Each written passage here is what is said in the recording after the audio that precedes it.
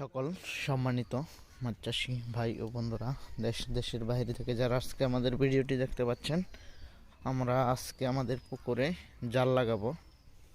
এই যে জালটি লাগাবো, দেখেন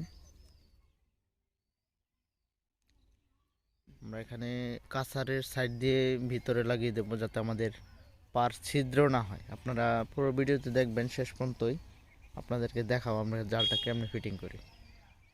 তো ভাইরা দেখতে পাচ্ছেন, আমরা কিন্তু আমাদের খনন কাজ মোটামুটি প্রায় শেষের দিকে নিয়ে নিয়েছি।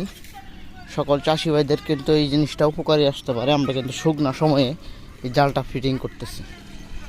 আপনারা আমাদের ভিডিওটি মনোযোগ সহকারে দেখবেন, আমরা কিভাবে জালটা ফিটিং করব। তারপর আপনাদেরকে দেখাবো আমাদের জালে ভিতরে মাটিটা কেমনে দেব। আমাদের জালটা একদম পাড়ের সাথে লাইগা থাকবে এরকমভাবে। তারপর আমরা এটাতে মাটি চাপা দিয়ে দেব, যাতে আমাদের পরবর্তীতে বর্ষাকালে কোনো দিন আমাদের মাছ ছিদ্র হয়ে না বেরোতে পারে। আপনারা পুরো ভিডিওটি দেখতে থাকবেন। আমাদের আজকে অনেক ঠান্ডা পড়েছে। আমরা বাইরের সাইড যেটা আমাদের, ওইটা আমরা জাল লাগাই দিতেছি। আর যেটা আমাদের ভিতর সাইড, ওই সাইডে আমাদের পুকুর আছে, ওইটা লাগাবো না। আপনারা দেখেন আমরা কিভাবে জালটা লাগাবো। আপনাদের অনেকেরই দেখতে পাচ্ছেন। এখন আমরা আমাদের জালটা পুরো পুকুরে বিছাবো, তারপর দেখবো আমাদের জালটা কত আয়তন আছে।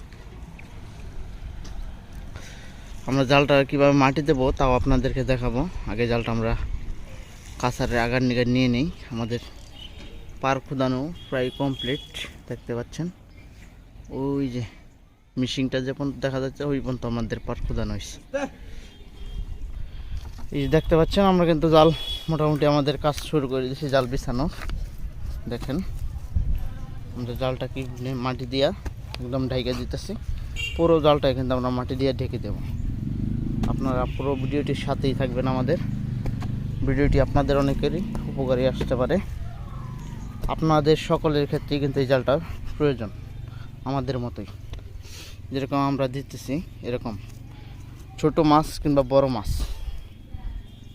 সকলেই দিতে পারবেন এরকমভাবে। আমরা পুরো জালটা লাগানোর পরেও দেখাচ্ছি, অর্ধেকটা নিলে সাথেই থাকেন। দেখুন আমরা কিন্তু মাটি দিয়া জালটা প্রায় ঢেকে নিয়েছি। আর আমরা মাটিটি কেমনে দিতেছি আপনারা দেখুন।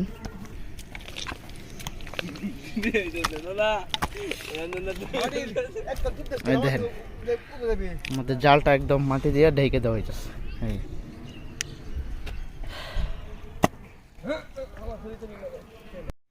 আমাদের কাজটা সম্পূর্ণ সেটা মোটামুটি ঢাইকা লাগানো।